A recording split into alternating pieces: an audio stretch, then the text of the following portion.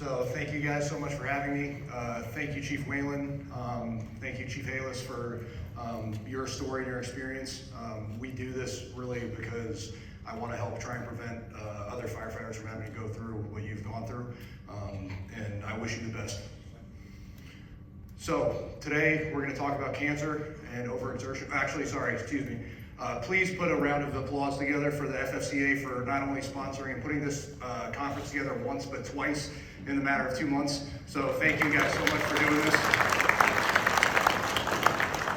Typically I have been an attendee of this conference, so I've been sitting in your seats, and I'm very honored and privileged to be able to share my passions and some of the knowledge that I've picked up along the way from my background. I feel like I have things that I'd like to share due to my perspective, being an active firefighter, being involved in academia, being a competitive athlete and a coach for a long time, having a lot of passion for health and fitness, and also for actively trying to come up with creative ways to try and reduce cancer in the fire service. So today we're going to go pretty in depth on cancer. So cancer is going to be 80% of this topic, just because there's so much to go over. It's a big complex issue in the fire service, as you guys know, and then the remainder is going to be on overexertion. Cancer is the #1 chronic killer of firefighters. Overexertion is the #1 acute killer of firefighters. So that's why I paired these together. So let's get into it. We already know the about me, so I can skip that. Thank you guys for the great introduction. And what's at risk today? So what's at risk is our safety, our health, and ultimately our life. What we want to get out of this presentation and what our goals are is to minimize our chronic and acute risks as firefighters, and to maximize our health and longevity in the fire service. This is a very long career. We're here for 20 to 30 years, so let's try and be productive and honor our bodies. We're going to honor the fallen, so the firefighters that have passed due to cancer, passed due to line of duty deaths. We don't want them to die in vain, right? We want to learn from their deaths. We also want to improve the future of the fire service for the firefighters that are coming up beneath us, that we're trying to teach and give the best advice to. So we're trying to leave the fire service better than we found it. Science. So I think this is important to touch on briefly. Science is not perfect. Studies are not absolute. You are not going to get every answer in every context from a scientific study. What we want to really do is look at the overarching principles and the overarching data that's presented from all the available literature. So we can look at epidemiological studies, random control trials, and even experimental models that are looking at cellular level mechanisms. So we want to take a look at all of these things and kind of see what picture we have. Then we want to continue to reevaluate and look at what like we said, what the picture is, so that we can reevaluate our conceptual framework and our conceptual model for what we're seeing in the literature. And then again, conditional context. Studies are going to have limitations. A prime example of that is something over here on the right-hand side. So this was a study that I found just on cleaning PPE, specifically cleaning PAHs from PPE.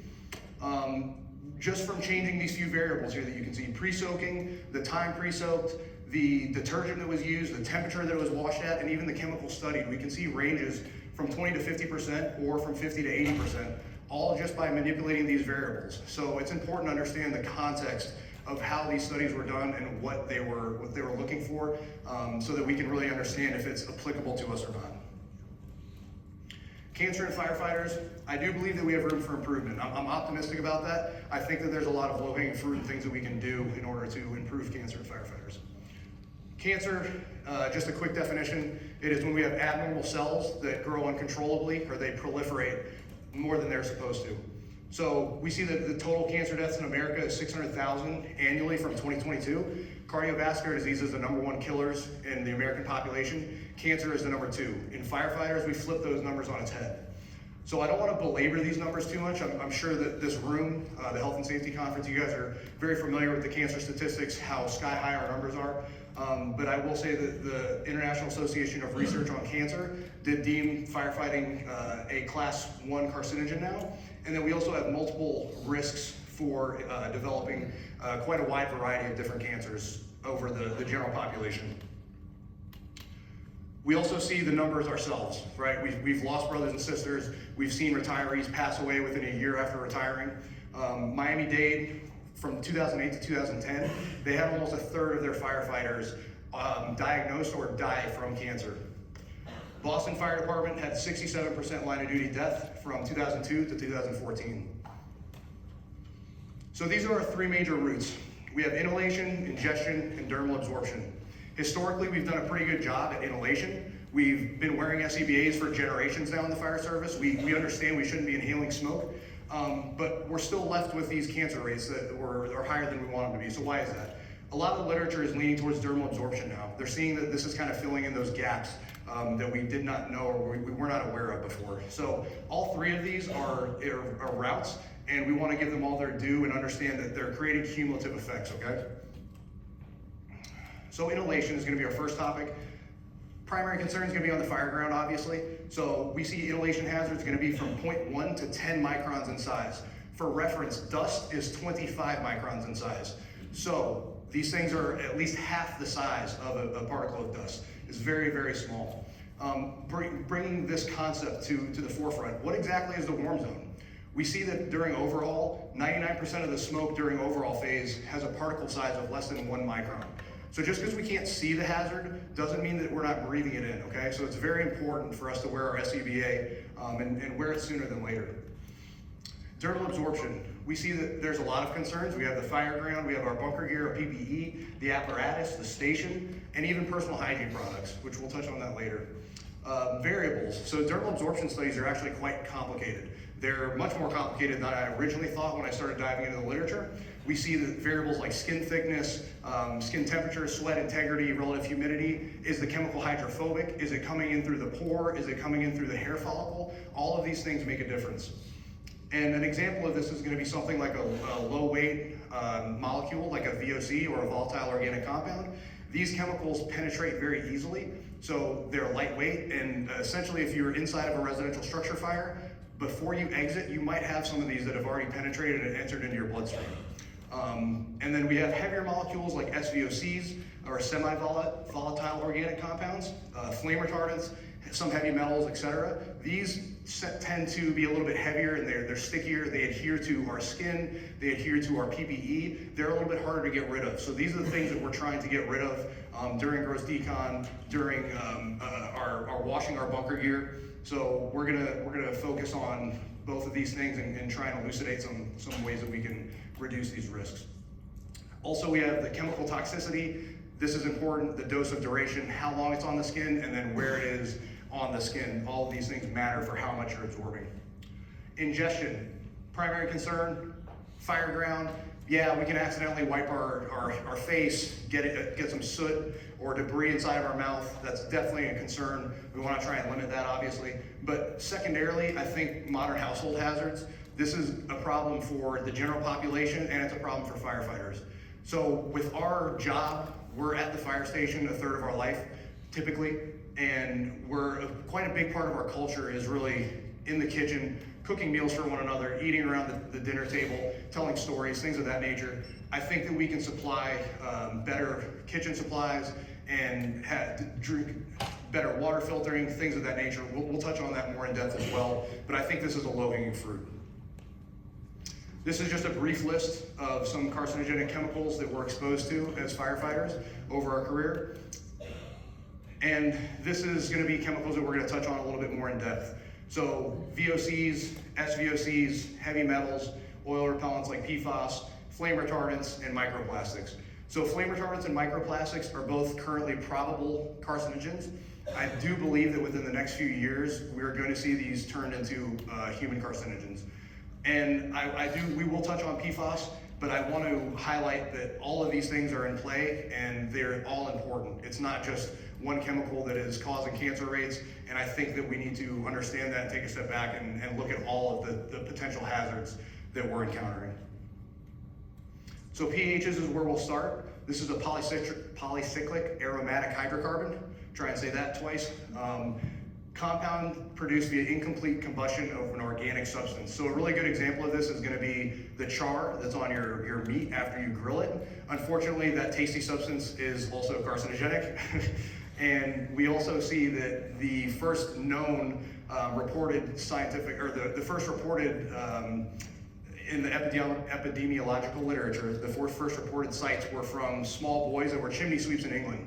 So the late 1700s, these young males were getting higher rates of testicular cancer and prostate cancer from exposures in the chimney while they were cleaning them. We also see that we have higher rates of skin cancer from PAHs. So this never made sense to me when I read the cancer rates as a firefighter. I was like, we're not outside more than most jobs. I mean, we go outside, to do stuff and train and run calls, but it never made sense to me. It never clicked. PAHs actually are going to cause that increase in skin cancer. We see that employees that work at oil refineries and petroleum factories, from the dermal absorption, they have increased rates of skin cancer on areas of skin that were never exposed to UV light. So we have similar tendencies there for skin cancer and PAHs. Firefighters can be we can have all three routes for exposures. And we see from a low dose dermal exposure of about 6 hours, we can have from a 20 to a 56% uptake of that chemical. So that's why it's so important for us to do some of these protocols to clean our skin and shower within the hour as soon as possible. We're gonna see small differences between individual subjects. So if I get exposed to a pH and you get exposed to a pH, we're not gonna have that much difference in variation. But we see large variations in different anatomical skin sites, up to around 70%. And then we also find levels of pHs on every single piece of PPE that we wear as firefighters. This is a really cool study. I like this one a lot. This was from England. So they came up with a statistical risk model of cancer for firefighters, specifically regarding PAHs. They found that 350 out of 100,000 firefighters could develop cancer just from dermal absorption of PAHs from their clothing or from their PPE. So this is one chemical via one route. Microplastics. So again, probable carcinogen. We see that it does cause cancer in animal studies when phthalates are placed in their diet. They also are causing cell proliferation in humans. So we see links to human breast cancer, colon cancer, lungs, blood, reproductive system, etc. And we also see that they're found in almost every organ and tissue in the human body. The brain especially is potentially a problem because we're not sure if it actually gets out once it accumulates into the brain. The California government proposition, P65, they've obviously been a little bit ahead of this stuff. They also note that it impairs child development and can affect the placenta during pregnancy. And also many chemicals are associated with endocrine disrupting compounds that can mimic hormones. So essentially these phthalates, these microplastics, they're mimicking hormonal responses like estrogen and like androgens or testosterone. And they're causing problems with this cell metabolism. So this is a quick example here, DEHP, this is our phthalate. It is interacting with the cell. It's going to activate progesterone here, which is an estrogen receptor, this PRA, and we're seeing that it's causing cell proliferation in breast tissue. They're not exactly sure why. So this is one of those mechanistic studies that they're trying to figure out how cell proliferation is occurring, but we don't exactly know how yet. But it could potentially lead to cancer. So, firefighters are also at high levels of exposure of phthalates. These phthalates are found in structure fires, obviously because there's so much plastic in our environment now. We see up to 52 to 875 times higher the amount of phthalates than PAHs on bunker gear, which is quite an alarming statistic since we know how PAHs or how high pH exposure is in firefighters. And again, we're at a much higher dose absorption of these chemicals as compared to the general population. Flame retardants, again, probable carcinogen, should be carcinogenic soon. It's been around for quite a while. They've outlawed some of these since the 70s, but these chemicals can get into they're in the drapes, they're in carpets, our bedding, our furniture, our clothes. They're quite ubiquitous in our environment. They can leach out and they get into the environment, they get into the water, they get into the food system, and they're hard to get rid of. We see higher levels that are actually found indoors than outdoors. This is a problem for firefighters since typically we fight residential structure fires indoors. So we're gonna have high amounts of these being combusted inside of the fire. This is an awesome study. So this is one of the newer studies that I was referring to that I think is gonna help lean towards being carcinogenic. This was over 15 years. This is an epidemiological study. They looked at over 1,100 American citizens. They found that those citizens with the highest level of flame retardants in their bloodstream had a 300% increased rate of cancer death. Not diagnosis, but cancer mortality from the subjects with the highest level of flame retardants in their blood serum. We also see that dermal absorption seems to be a significant contributor to these hazardous routes. Again, they're found in smoke from structure fires and found in both used and unused bunker gear. So it's found in all three layers of the bunker gear, and firefighters are exposed to these flame retardants at a much higher rate than the general public. And this is an awesome graphic example of this. This was actually taken, I took this picture at Fire Rescue International. This was from the Appalachian State University. They compiled this data. They show here in the blue, this is firefighter exposures for PBDEs and NFRs. These are two kinds of flame retardants. And then we have pH on the far right hand here. So firefighters are in blue, and then we have both Italian, French, and American citizens, their exposure rates in comparison to the firefighters. So as you can see, it's much higher. PFAS, I don't want to belabor this too much. We've talked about PFAS ad nauseum the past few years, in my opinion. It is a carcinogen. It's a dangerous chemical. We don't want it in our bloodstream for sure. It does have uses. It's the only chemical that has ever been created that can repel oil. So if you want that functionality, you have to use this chemical. We know that it's found on Teflon. Long story, I definitely recommend you guys watch Dark Waters if you have not seen that yet. An excellent movie, and it portrays a lot of the background between the lawyers and the litigation and DuPont and those companies for the past 15, 20 years. And we see that these PFAS chemicals, they affect the thyroid function, the immune system. They're also associated, or they're linked to kidney and testicular cancer as well. So in firefighters, we do need more studies on PFAS directly. Dr. Peasley from Notre Dame, he started this. He hoisted the flag on this for awareness. He saw that about 1% of AFFF was absorbed through the skin dermally. And then Dr. Ormond is preliminarily doing dermal absorption studies on pigs right now. Preliminarily, he's seeing minimal absorption. That doesn't mean zero, and it doesn't mean it's a lot. He still needs to compose the rest of the study. He still needs to create the numbers and the statistics.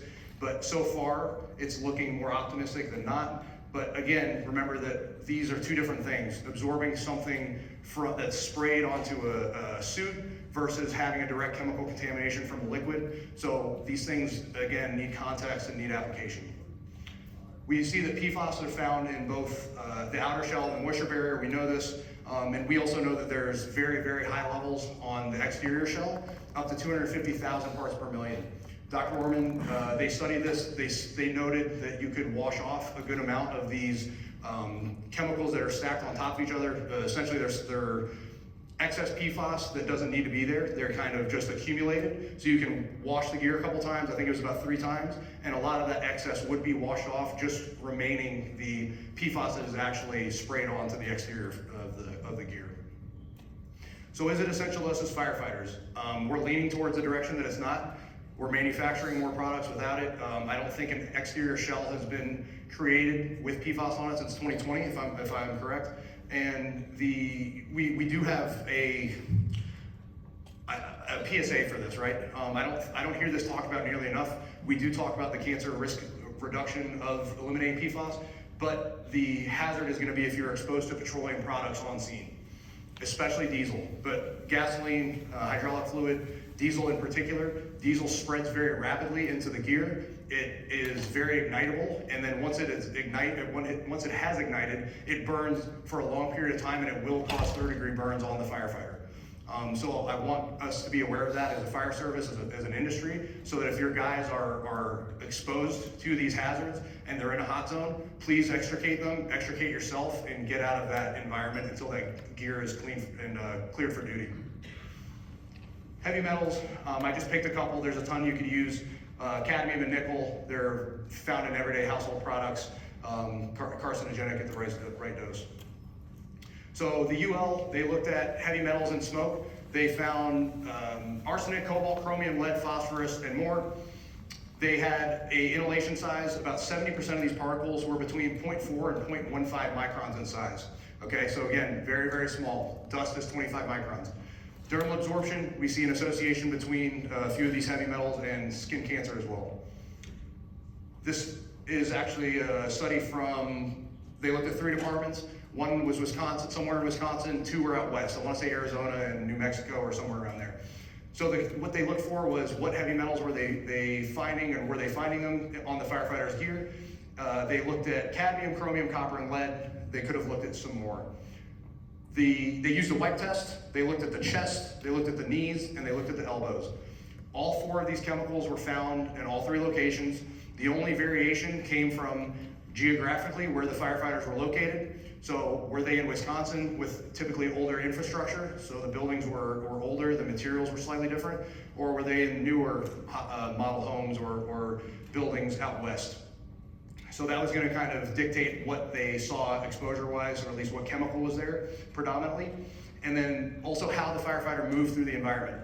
So were they walking through the environment? If they walked through the environment, they had higher contamination of airborne particles, so lightweight molecules that were hitting the chest. If they were crawling through the environment, doing a search, or it was baked down, it was hot, they were having higher rates of debris and soot and heavier molecules that were accumulating that would be on their hands. If they tested their hands, it wasn't there. So when we exit a structure fire, maybe you can use this information to know how you walked through, how old the building was, and if you need to do extra gross deconning specifically on your knees and your hands, etc., or if you were walking through, maybe we need to off-gas a little bit more. So electrical vehicle fires. Obviously we know that this is quite the hazard now for firefighters as far as just putting the fire out. That's a whole other issue. They also are producing dangerous gases for inhalation. And we also know that lithium-ion batteries, they're not just a lithium-ion component, they also have a heavy metal component. So when looking at some of these newer studies, a pilot study, they're seeing that high levels of pH and formaldehyde were seen on the firefighters' bunker gears that were exposed when they were putting out this fire. And then cobalt levels were 24 times higher than was deemed safe in the study. I know that we're gonna be learning more about this in a few days here, so I'm excited to see what the new literature says and what they found in some of their studies. Diesel exhaust. We have quite enough evidence to believe that diesel exhaust is a carcinogen. We have over 50 studies from IARC, NIOSH, and EPA, so we're gonna lean towards the direction that probably shouldn't be huffing this every day. Sleep deprivation. This is a huge one. So I don't think sleep gets enough conversation in the fire service. I know that, again, we're gonna have a lecture on that tomorrow, so I'm excited for that as well. This is a huge problem for me. PTSD, cardiovascular increases are gonna be higher, and today specifically, we see that cancer is associated or is a carcinogen as well, or shift work, I apologize, so lack of sleep. Sleeping less than 7 hours per night, we see a decrease of 30% in natural killer cells, and sleeping 4 hours per night, we're gonna see a drop of 72%. This was done on young, healthy college males. Young, healthy subjects were still having this drastic decrease in their natural killer cells. This is important because natural killer cells are the body's primary immune cell that kills pathogenic cells, precancerous cells, etc. So we're stuck between a rock and a hard place. We are clearly having a high level of exposures, and then we're also compromising our immune system by having crappy sleep. So we don't have the ability to combat these high levels of exposures, even the same as a healthy individual would, or if somebody sleeps the proper amount. So cancer in the fire service is a multifactorial, high definition problem, and we need to treat it as such. There is no silver bullet for stopping cancer in the fire service, and we need to understand that. We need to work together and try and figure out small ways that we can improve upon and reduce our risks. So let's go over those. I believe the whole is greater than the sum of its parts. This is Aristotle. I think that this quote fits this topic quite fittingly. Cancer screening, especially in this room, this should be a minimum standard, a baseline for everybody in here, right? This should be a minimum for your fire department, for your firefighters to be getting screened for cancer. I don't think I need to say that, but we have a slide anyways, just because we are firefighters, so we need to be told things multiple times. And the following things that we're gonna touch on are additional strategies. So this is our boy Bill. He didn't inhale, and we're gonna try not to either, all right? This study was Tucson, 2015 to 2019. We'll have bits of this sprinkled throughout the slideshow. So driver engineers showing up on scene, we're seeing that we're still getting contamination of VOCs and SVOCs. They were inhaling these particles that they didn't know they were inhaling, right? After they encouraged the firefighters and implemented the control of them putting on their SCBAs once they got on scene as quickly as possible. I'm going to assume they arrived on scene, put the truck in, pump, gave the guy some water, made sure their job was done, and they threw their pack on. If I'm going to assume this is what I would assume. I don't know, they didn't detail in the study, but they saw a 40% reduction in these pH metabolites in the engineers.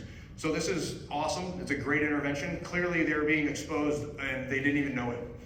And again, firefighters, we need to wear our SCBA during overhaul, ventilation, decon. Basically wear it on scene. When you get on scene, go on air. Half mask. So this was a pilot study done on wildland firefighters, specifically PAHs. So we know that PAHs are at least effective, or they're at least effectively blocked or reduced when wearing a half mask. And we also saw decreased respiratory inhalation, subjective feedback of decreased respiratory irritation, and less troublesome cough. So less pH metabolites and overall better feeling from the firefighters. Off-gassing gear. So if you don't have a clean cab concept, we can bag the gear or put it in a separate compartment, but when we exit a structure fire, that gear is off-gassing, right? So we can be accidentally inhaling it, we don't need to be. And then there's also products like the ionizing fans, Toxic Suppression, they're actually here, they're a vendor. They have a really cool system here, it's an ionizing fan. We're actually doing a case study on it at our department right now as well. But essentially what it does is it increases the off-gassing of these VOCs. So it takes them up in about 10 minutes as opposed to taking about 3 hours for these levels of VOCs to come back down to safety baseline standards without it. So I think that's a cool little toy. Cleaning the fire station. Fire station is gonna have, our dust is more toxic than the dust at your house. We have high levels of pHs in our dust, high levels of flame retardants, and both known and unknown variants of PFAS. So these PFAS break down as they age and they become these unknown variations. I think that this is a low-hanging fruit. We can, clean the station. It's more than just station pride. We also now know that it's a cancer risk reduction strategy. So if you see a bunch of dust on the top of the kitchen counter or the fridge or whatever, know that you're not just cleaning the station to make it look better, you're also reducing your inhalation of these particles. And then also I think cleaning the gear room would be a great idea. Having like a spring cleaning, going in there and spraying down the gear room once or twice a year, I think that would be very beneficial for us to do. Obviously, since our gear has a ton of contamination on it and it's sitting there in one isolated room all the time with not a whole lot of airflow. Diesel exhaust, try and reduce unnecessary idling of the apparatus. Check off your pump, turn it off, do the rest of the equipment. Utilize natural wind, exhaust catchers, bay exhaust fans, etc. So our summary, wear your SCBA early and often, especially if you're an engineer. If you're a battalion chief or an incident commander, I know it's a little bit harder, you guys are always on the radio. If you can find a good pack and a good radio transmission that you can communicate clearly through, that's awesome. Or you can blue carb it and sit in your truck, whatever you guys want to do, but just be aware that that's something that I think you guys should think about.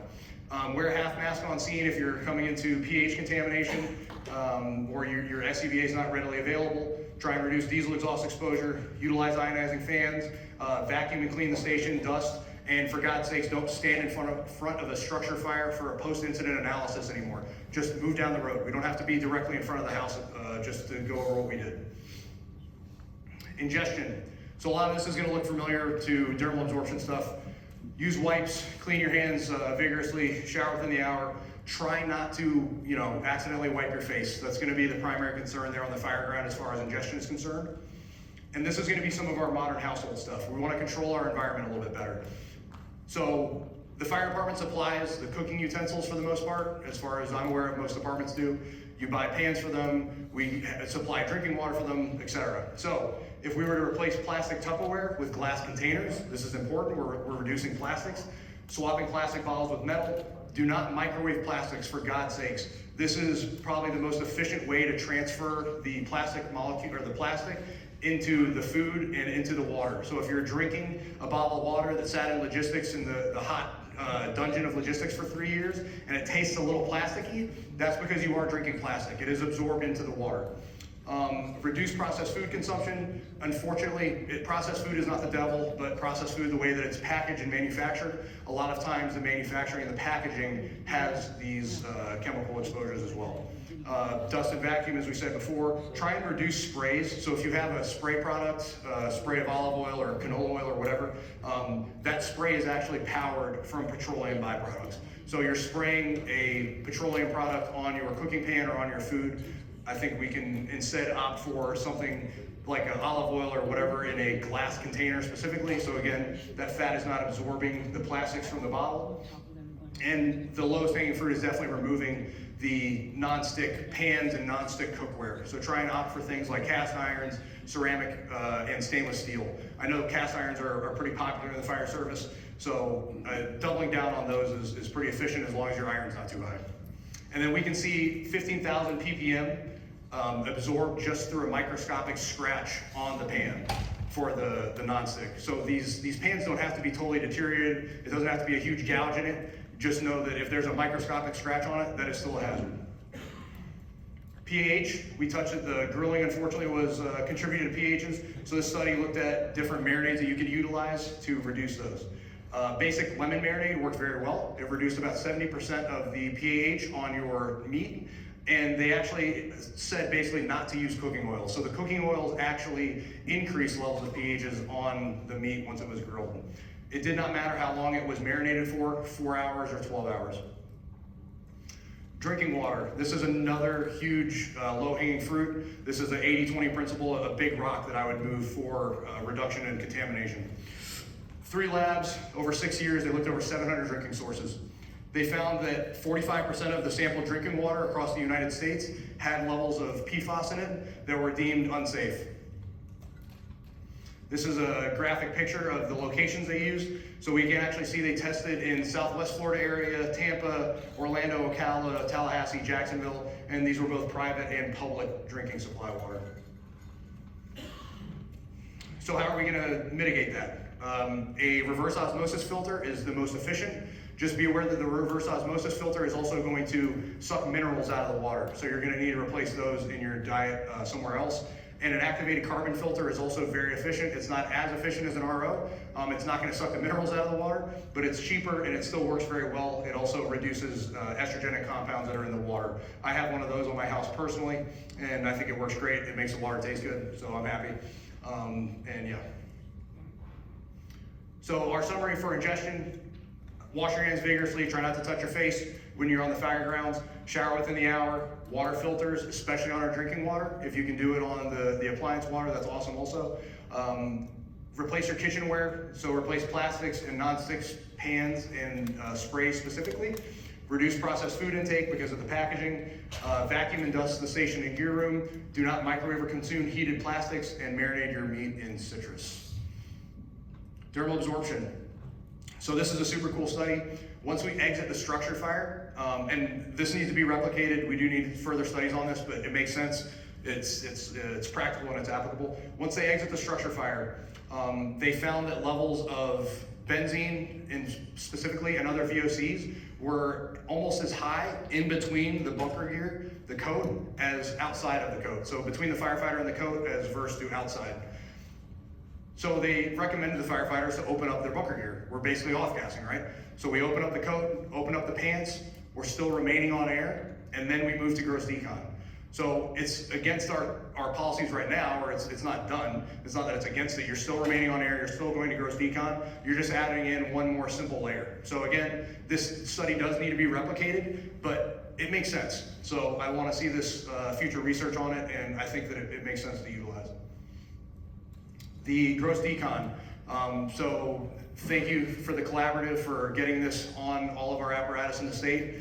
These guys are heroes for starting this and doing this all for us. So let's give them a round of applause. So we see surface level contamination reduced by 85% for pHs specifically. This is not the deep fiber of the gear. So we still need to wash our gear. We still need to go that extra step. But this is a great place to start. We're getting out of the house fire, the structure fire, and we're removing a large chunk of some of these big pieces of debris and contamination. We all know it's in the bucket, but remember, we still need soap, we still need scrub brushes. Water alone is not enough. Technical decon, skin wipes, we're seeing a 54% reduction in pHs off of the skin surface again, and we know the sooner that we shower, the sooner we use these the better, because up to 6 hours, we're seeing almost a 50% absorption of pHs. This is another cool, so this was based off of that same study from England. We see that 230 out of 100,000 firefighters could get cancer from just touching the apparatus itself.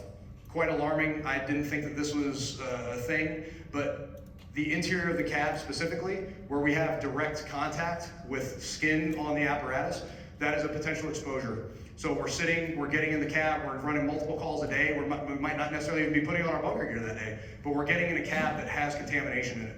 So specifically thinking of where you're having direct skin contact, bare skin contact to the interior of the apparatus, maybe we should spend some more time cleaning that. So if you're the driver, clean that console where your right arm is resting, lieutenant, same idea on the left side, etc. You guys know your apparatus, just apply that to your department. So it's not just cleaning the exterior, and it's not just pride for the equipment and pride for the apparatus. We're also using this as a cancer risk reduction strategy. What we wear under our bunker gear matters.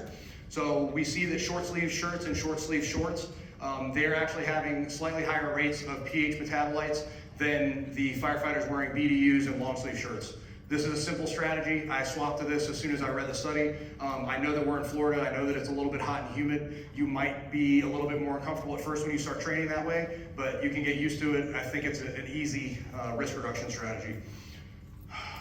And I think we should probably throw our station wear away. If you're in a legit structure fire and you come out of that structure fire, we're having to do the whole nine, clean your gear, wash the gears, shower within the hour, we're doing all that. We know that you taste like smoke. You know that you've had exposure. We might as well throw that shirt out and the pair of pants out. It's $40, $50 pair of pants and a $20 shirt, especially if the department is reimbursing us or paying for that, for the station wear. I don't really see the point in trying to wash that and put it back in our closet.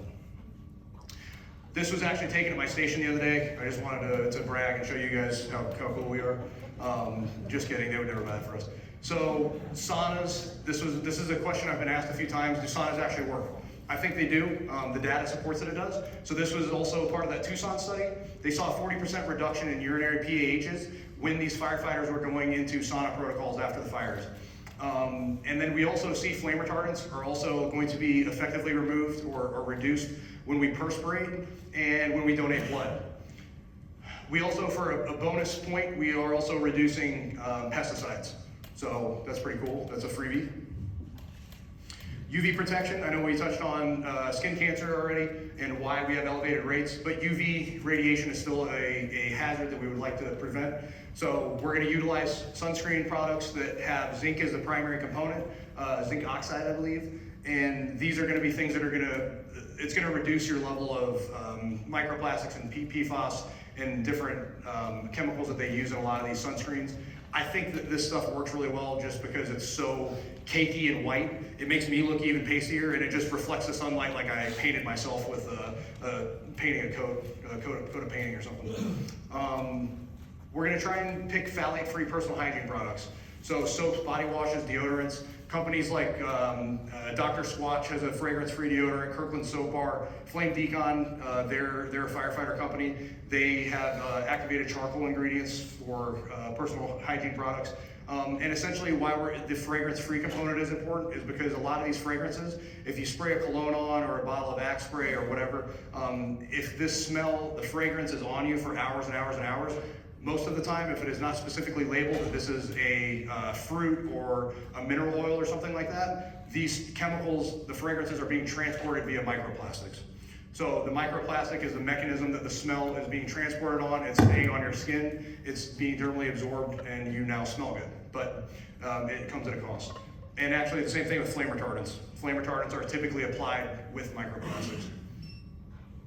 So bunker gear clean, conventional gear extractor, they're awesome. They're in every department, they're in every station. They're easy to use. Guys know how to use them already. We are very familiar with them. We see a 68% reduction in SVOCs done from Dr. Orman at NC State in his specific study.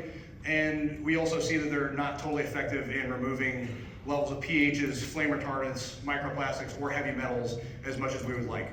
So heavy metals actually don't even pass the NFPA rating of 50%. So that is the minimum standard that this cleaning must fit or require to pass the NFPA rating. And liquid CO2. So this is the new kid on the block. It seems to be better. It is better at cleaning hydrophobic chemicals.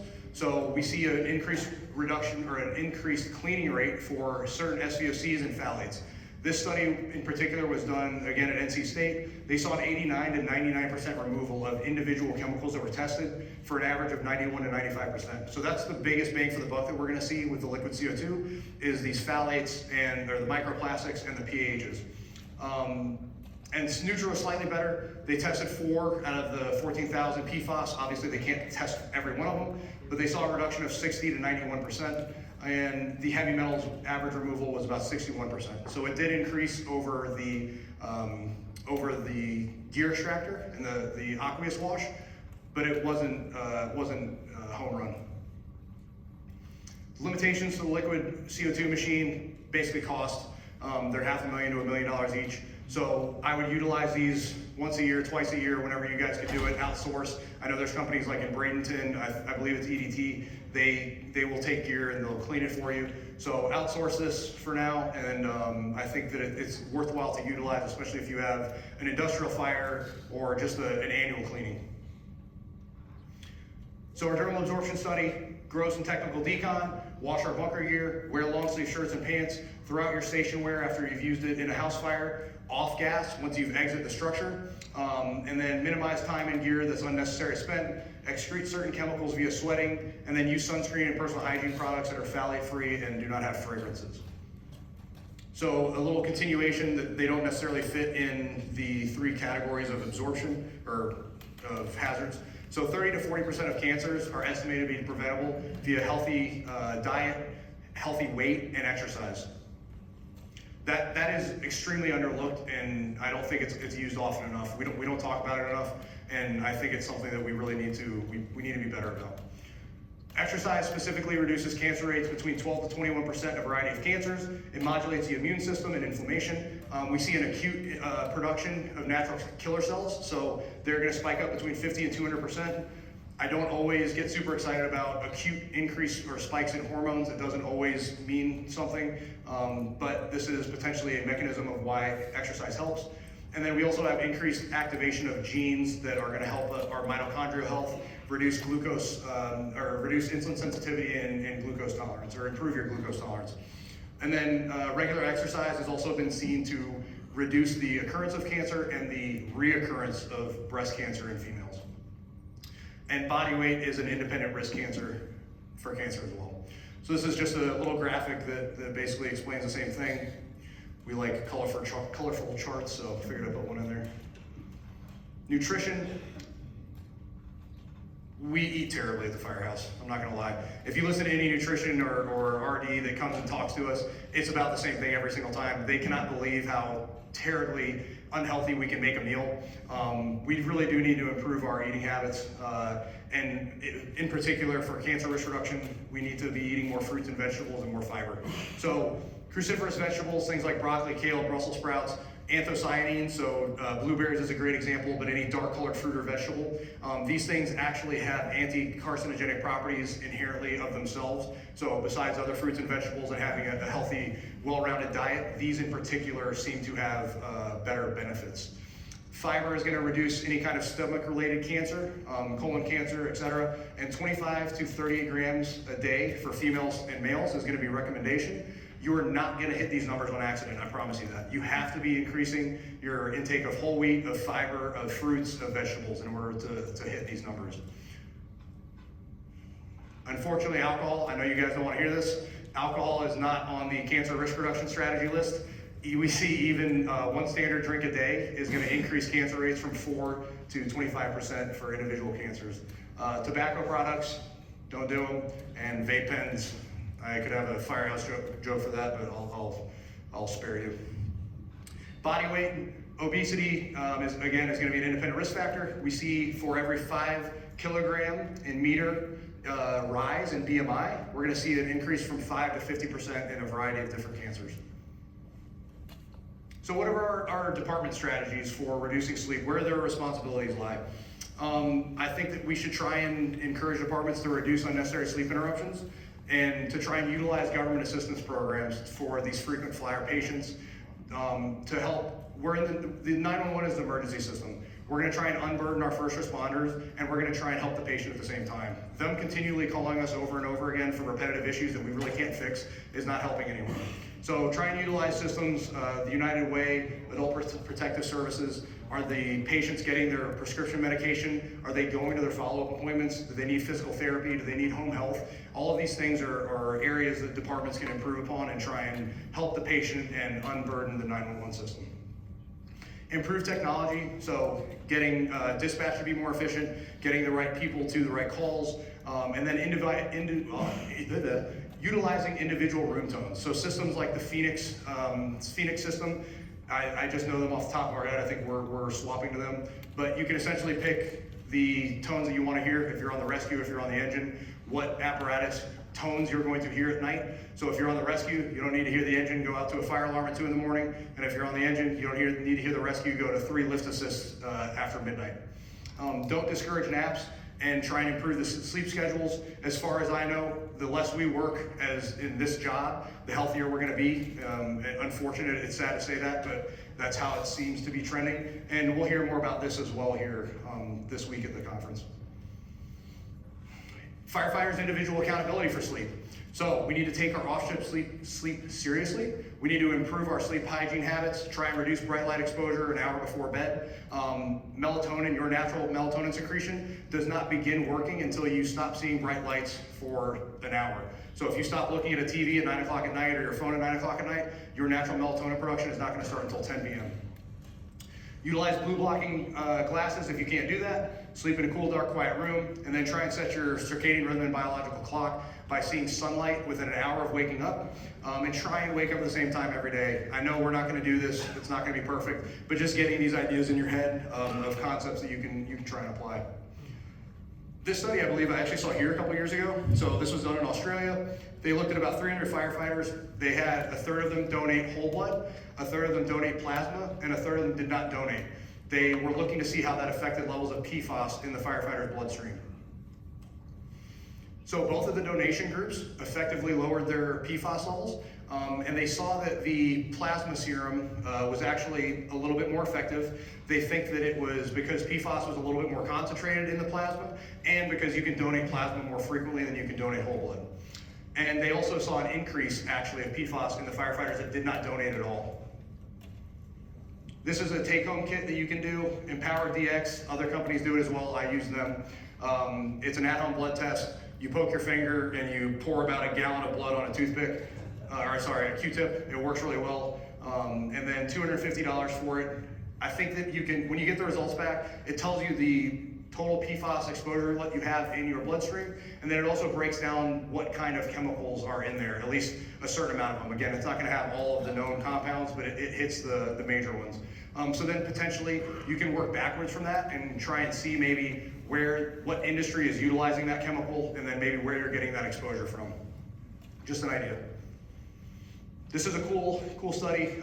They looked at different job assignments on the fire ground. They paired fire attack and search and rescue together. So this was interior operations.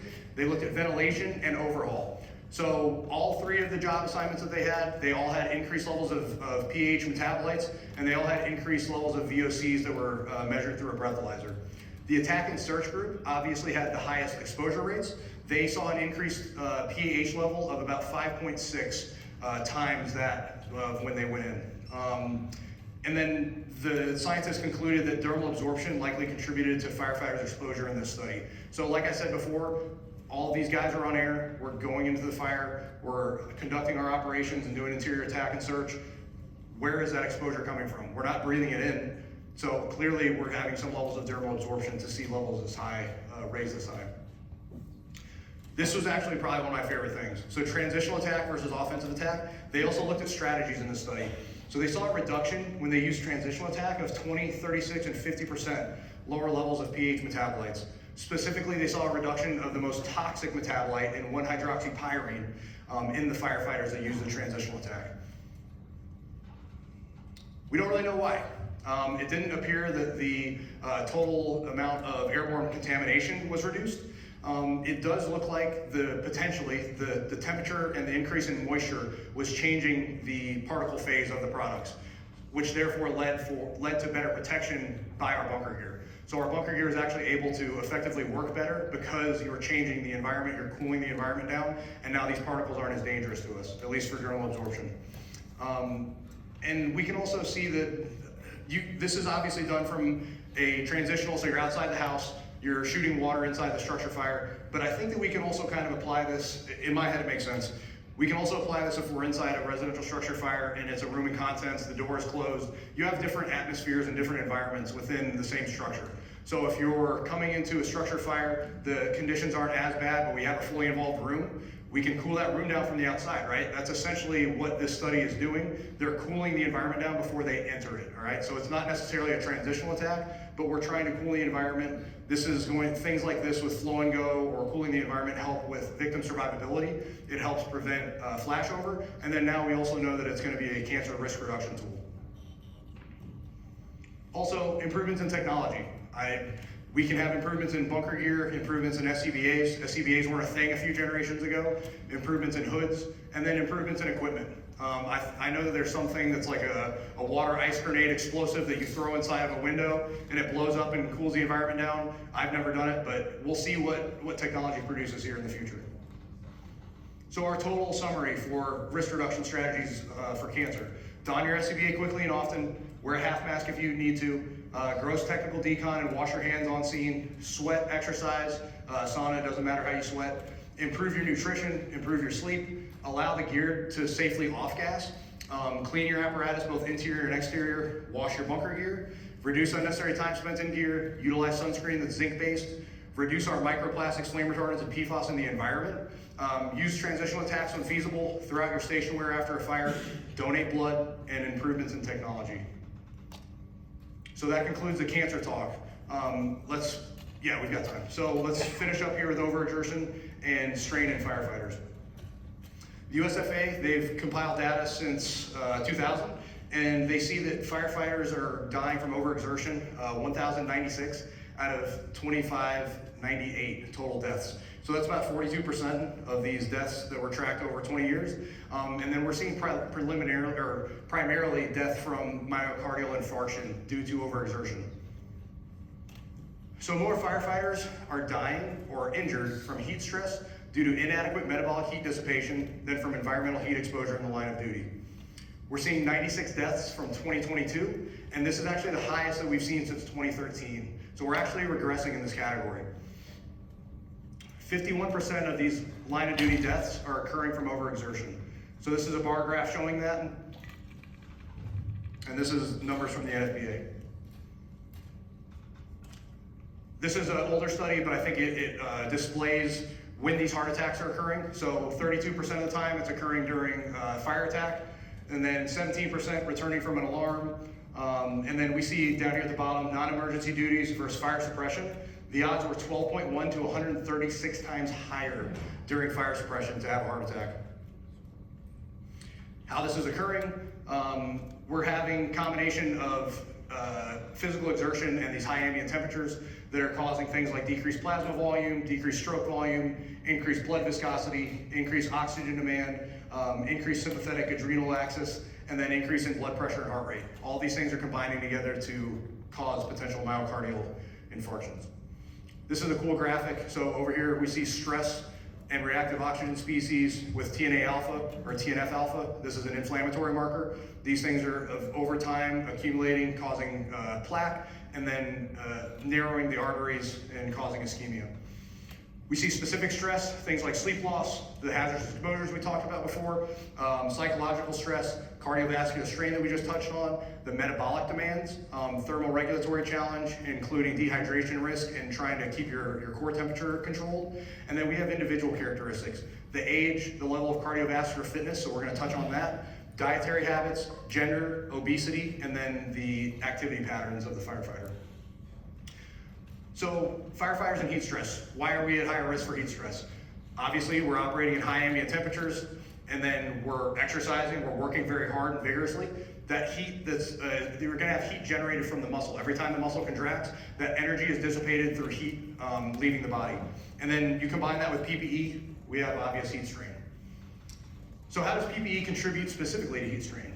The PPE is gonna have lower water vapor permeability, and then we have high insulation, obviously.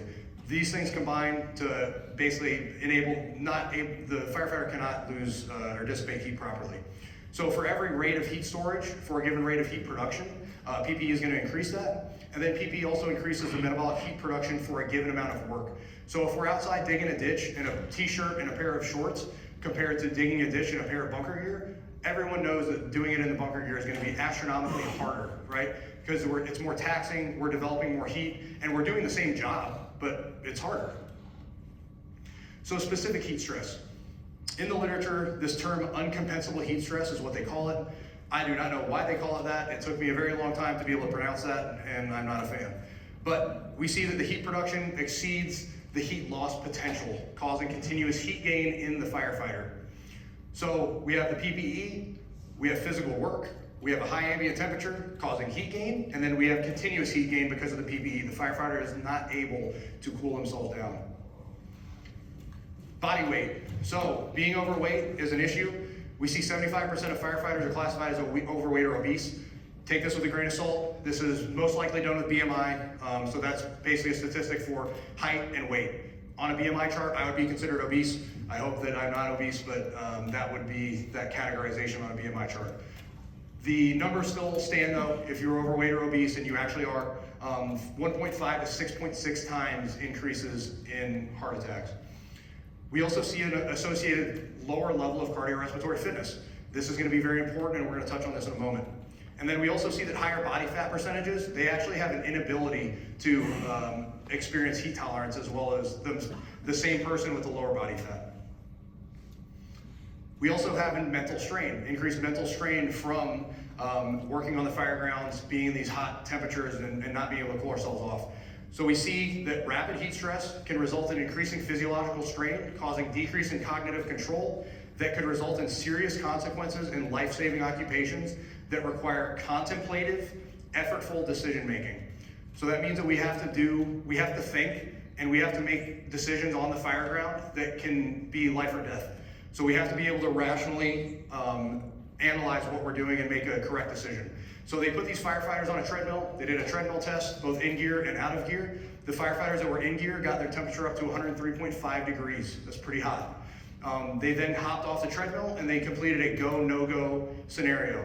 So they saw incorrect responses, or an increased rate of incorrect responses when the firefighters were wearing their bunker gear and they had that higher temperature. So essentially what was happening was they had reduced theta function in the forefront of the brain. This is where you have cognitive and memory performance, and that's how they measure that. So if they have decreased theta power, we're seeing reduced cognitive memory and performance. So they're not able to make the decision that they would had they not been that hot and not experienced that level of overexertion.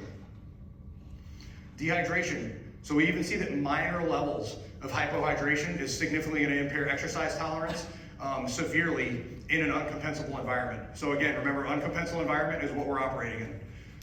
We see a 1% reduction in body weight can impair cognitive performance, and a 2% reduction in body weight can impair physical performance. So what are we going to do about these things? The firefighter must be hydrated. We should have electrolytes available. Utilize an IV bag after a fire if you can. I know that there's an IV bag shortage right now.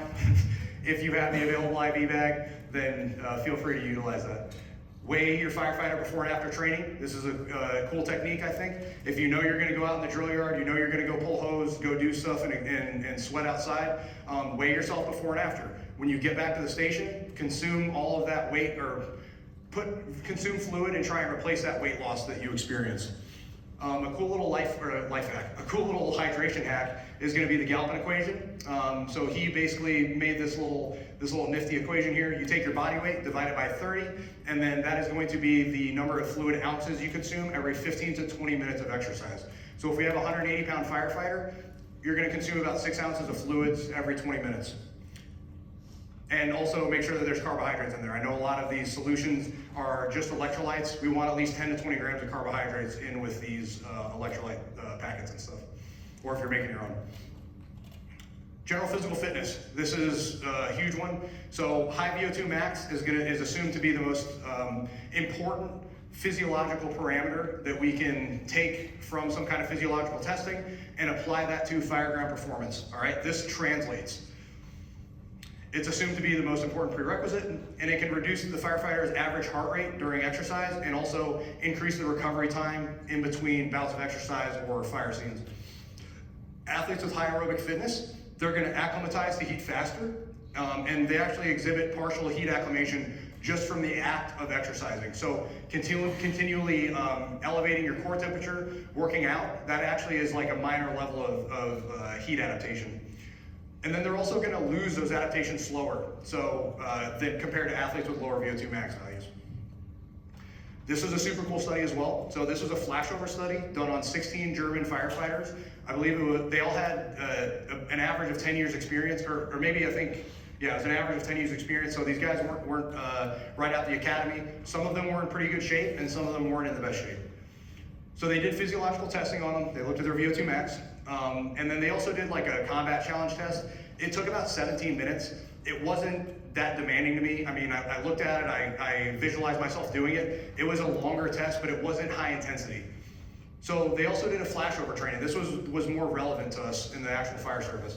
They did a ladder climb plus hose management, and they extinguished 5 different fires and had 2 unexpected flashovers. So you can tell that they're doing a lot of hard work. And that this is actually going to increase the psychological strain because they don't know when the flashovers are occurring. So this was actually a really well-composed study, I think. They saw the firefighters average an 85% heart rate max throughout the entire study, 90 to 95% heart rate max during a third of the training evolution, so towards the end. And then the final 4 minutes, they were averaging 95%. That is maximal work, guys. These guys were redlining. Their tachometer was redlining the whole time here at the end of the evolution. So VO2 max specifically, they broke, instead of looking at the averages, they compared the firefighters by group of who had a VO2 max of 46 milliliters per minute per kilogram, or who was under that. 97.5% heart rate max on average for the less fit group, and then 91.5% heart rate max on average for the firefighters with the higher VO2 max. Why is this important? It doesn't seem like that big of a difference. It's only 6%. So looking at an older study that was looking at firefighters, they had high temperature environments involving these VO2 maxes of 46 or under. They saw heat exhaustion occurring at 96% heart rate max. So these guys, the last 4 minutes, they were shot. They already crossed that threshold. Their tank was empty. You know the look of the guy next to you when he has nothing left to give. They were experiencing this. They see significant declines physiologically in stroke volume, 15 to 26%, a cardiac output reduction of 5 to 10%, and an increase of arterial pressure of 9 to 13%. So the recommendations from the study were obviously to have a VO2 max of above 46, and then to also have good anaerobic metabolism. Specifically, we want to be able to operate in heart rate zones like we showed that were very high. That CPAT challenge that they did, it was more aerobic. They weren't getting their heart rate above 80%, I believe. I think it peaked at 85, but the average was well below that. It was closer to 80. So these firefighters in high ambient temperatures, doing a lot of work, actually replicating what we do, you need to be able to push your heart rate into these high intensity zones and be able to do that repeatedly if you're exercising or training or trying to develop these physiological capacities. General heat adaptation. So we see that hot and dry or humid environments, you're gonna have these adaptations after about 7 to 10 days. We're gonna have 66 to 75% of these adaptations in about 4 to 6 days. So that's pretty good. And then intensity for the general heat acclimation, how hard you should be exercising. If you're training for about an hour, we see that you can have a heart rate of about 70% max heart rate. If we're doing less, so half of that, we're gonna have to increase that heart rate max up to about 85. Your maintenance length, once you've achieved these adaptations, you'll maintain them for 3 to 4 weeks, which is actually a pretty good time for a physiological adaptation for you to be able to hold on to that and not even train that skill. So that's cool. This is a chart showing some of these physiological adaptations that you can obtain from general heat acclimation. So we see a reduced core temperature, improved sweat rate, have improved fluid balance, reduced electrolyte loss, cardiovascular stability is improved, and a whole bunch of other things that are very important for us as firefighters and as industrial athletes, as guys like to call it. So uncompensable heat adaptations. Having general heat acclimation is the first step to this. This will actually reduce your heart rate in an uncompensable heat environment. And then we also see chronic aerobic fitness, not necessarily VO2 max per se, is going to improve your heat dissipation in an uncompensable environment. So basically you have to train in an uncompensable environment. It doesn't matter the intensity, it just matters that you're in that hot inability, that space where you're unable to cool yourself, and you're doing some kind of exercise in it. And then utilize some kind of progressive heat acclimation strategies. Don't just jump into the deep end. So this is something I composed just to give you a picture or framework. The base of the foundation for a firefighter is going to be composed of aerobic, so your VO2 max, your aerobic fitness, and your anaerobic fitness. The majority of your time should be spent training here, trying to widen that base as wide as possible, okay? So we're trying to create these physiological adaptations that are going to let us build up to the next step.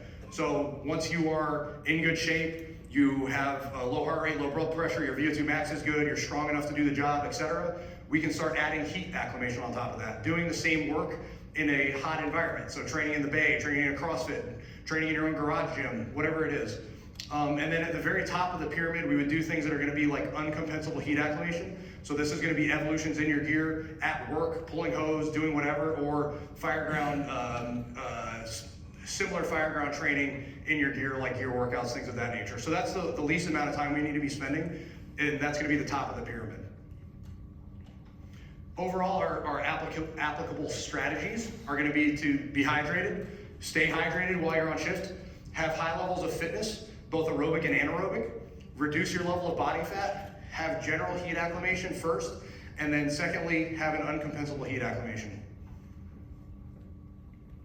This is our last slide. This is just a general recommendation that I threw together as a trainer. I was smiling while I wrote this because I'm such a nerd for working out. On shift, if I were to make a perfect model for firefighter training, they would be doing low intensity or moderate intensity work on their shift days, so that they're not overtaxed, they're not shooting themselves in the foot before they go out on the fire ground or have an emergency call. So that's going to mean training in the 60 to 75% heart rate max zone. You can do things like resistance training, so heavy strength training, heavy strength work, compound movements, 1 to 6 reps.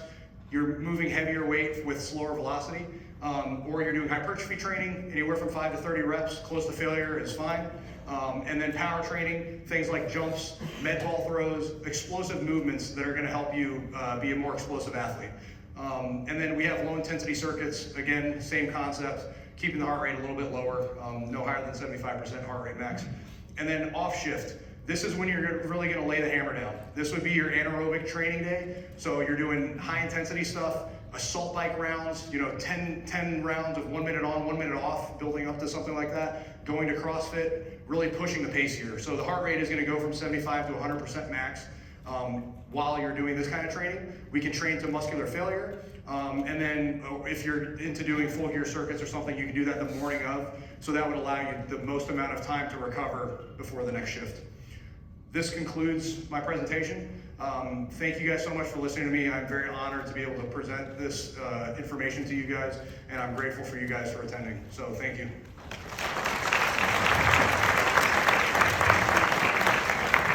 Yeah, absolutely. Anybody have any questions, comments? I timed myself, and I was always like at an hour 17, so I'm happy I have some time. Hey there, we have a sauna at our firehouse. Oh, cool. And I was wondering how long do you stay in the sauna? Honestly, I need to look at it. I don't even know if they had a time on the study, but I can pull it up. I've got that one easily referenceable. So I'll look at it for you to see if they have a time. But I would imagine like 15 to 20 minutes should be, I would personally think it's plenty. I mean, I get a really good sweat going. Once you hit the point where you're like really sweating, I would imagine that's probably what you were looking for, more so the actual effect than what the time is. So whatever it takes them to really get a good sweat going, and they're like, all right, I'm definitely sweating here, I would go with that instead of just putting a time frame on it. but I can double check for sure to see what they had. Also, do you do it before a shower or after the Ooh, shower? good question. I would say shower first. So gross decon, skin wipes, and try and get to the shower immediately, and then do the sauna. The only other thing with the sauna is that when we're doing it on shift, you're also at a chance of pushing into further dehydration. That's what I was thinking. Yeah, so that's the only other thing is trying to maintain that body weight and trying to get the guys hydrated first before they get dehydrated again. That's the only place my brain goes with that is the negative side of the sauna. So maybe just doing it when you come off the next morning. Cool, thanks. Yeah, no problem, sir. Thank you. At the risk of you getting like 100 emails, are you willing to share this slideshow presentation? I will, yes, I am, absolutely. That's actually why I put, it was funny, she had mentioned that earlier, you're not supposed to put a ton of words on the slideshows, but there's so much data, and I don't want this to just only work when I'm speaking. I want to be able to send this information out to you guys, and for you guys to be able to read it and apply it on your own pace. Anybody else?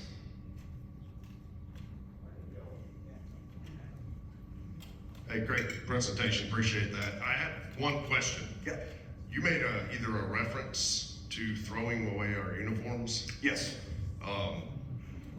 Was that a reference or is there some studies saying to do that? No studies. That's Okay. literally just me thinking Because outside the box. I know we preach about washing our gear and decon and all that, but we're not obviously throwing our gear away, so I was Yeah. just making sure we weren't, So some of the ideas that have been tossed around were things of that nature with some of the bunker gear stuff. Obviously, it's not doable, it's too expensive. If you want equipment that is gonna allow you to go into the fires that we fight and actually function, you're not gonna be able to make something that cheap to throw away. But I was like, I just carried that step, a think tank thought further, and it was like, well, we wear clothes underneath it and they're cheap, so we can throw that away. That was all it was just, I come up with crazy ideas no, sometimes. I'm all right with that. I just wanted to make Yeah. sure Yeah, I've there's never no- seen that. I just want to make sure. No studies on that. Thank you.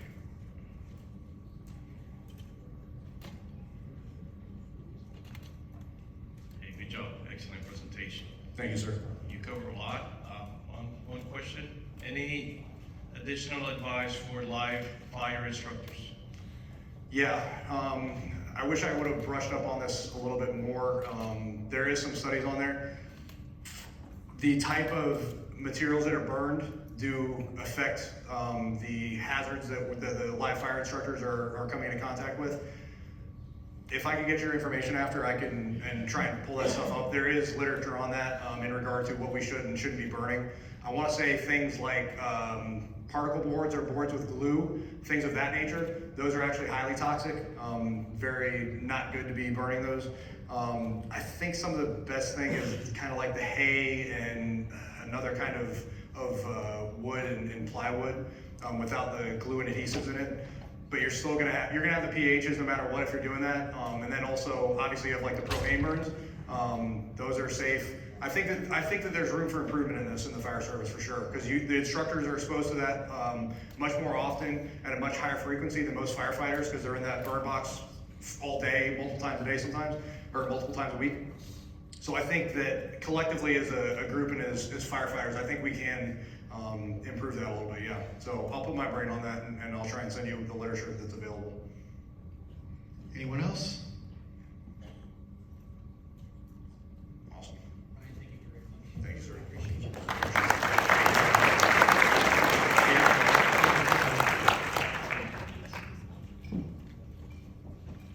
Thank you very much, Ryan. Ryan is, again, obviously he's a firefighter. He's also a friend of the fire service, and all this work and effort that he puts in is for your own good. I will say that the